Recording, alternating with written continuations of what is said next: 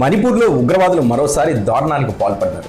ఉఖ్రుల్ జిల్లాలో అస్సాం రైఫిల్స్ కాన్వాయ్ని లక్ష్యంగా చేసుకుని జరిగిన ఆకస్మిక దాడిలో 2 జవాన్లు వీరమరణం పొందారు. జాతీయ రహదారి 202పై ప్రయాణిస్తున్న అస్సాం రైఫిల్స్ బలగాల వాహనాలపై ఉగ్రవాదులు ఒక్కసారిగా కాల్పులు జరిపారు. ఈ ఘటనలో వారెంట్ ఆఫీసర్ బలవంత్ సింగ్, డ్రైవర్గా విధులు నిర్వహిస్తున్న హవాల్దార్ సీఎం సింగ్ అక్కడికక్కడే మృతి చెందారు. ఉఖ్రుల్ పోలీస్ స్టేషన్ పరిధిలో నాంగ్షాంగ్ కాంగ్ గ్రామం సమీపంలో ఈ ఘటన చోటు చేసుకుంది. ఈ దాడి అనంతరం సరిహద్దు ప్రాంతాల్లో అప్రమత్తత పెంచిన భద్రతా బలగాలు భారీ ఎత్తున మోహరించాయి.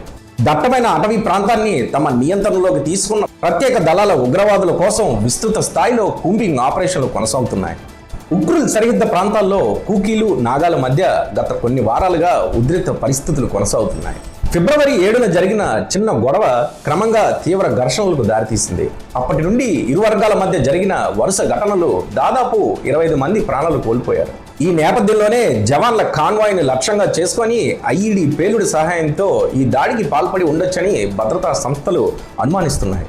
తాజా ఘటనతో సరిహద్దు ప్రాంతాల్లో భద్రతపై మళ్లీ ఆందోళనలు వ్యక్తమవుతున్నాయి. ఈ దాడి అనంతరం ఇరు వర్గాల మధ్య సోషల్ మీడియాలో పరస్పర ఆరోపణలైతే కొనసాగుతున్నాయి.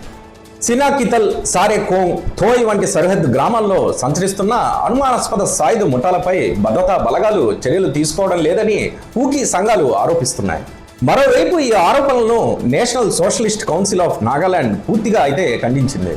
తమ నుంచి విడిపోయిన కొన్ని తీవ్రవాద వర్గాలే ఇలాంటి దాడులకు పాల్పడుతున్నాయని పేర్కొంది.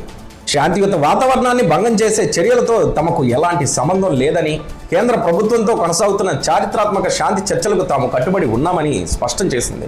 ఈ ఉగ్రదాడిని మణిపూర్ ముఖ్యమంత్రి ఖేమ్చంద్ యామ్నామ్ తీవ్రంగా ఖండించారు. దేశ రక్షణ కోసం ప్రాణాలు అర్పించిన అమర జవాన్ల త్యాగాలు ఎప్పటికీ వృధా కావని అన్నారు. రాష్ట్రంలో అశాంతి సృష్టించేందుకు ప్రయత్నిస్తున్న నిందితులను త్వరలోనే గుర్తించి చట్టపరంగా కఠిన చర్యలు తీసుకుంటామని హామీ ఇచ్చారు. మణిపూర్ గవర్నర్ అజయ్ కుమార్ భల్లా కూడా అమర జవాన్ల కుటుంబాలకు ప్రగాఢ సానుభూతి తెలియజేస్తూ ఈ దాడిని తీవ్రంగా ఖండించారు. సరిహద్దు ప్రాంతాల్లో అదనపు భద్రతా బలగాలను మోహరించి పరిస్థితిని పూర్తిగా అదుపులోకి తీసుకొని రావాలని అధికారులను అయితే ఆదేశించారు. ఇటువంటి వీడియోలను మరిన్ని చూడాలనుకుంటే BRN న్యూస్ని సబ్స్క్రైబ్ చేయండి, మరింత ఎక్కువ మందికి షేర్ చేయండి.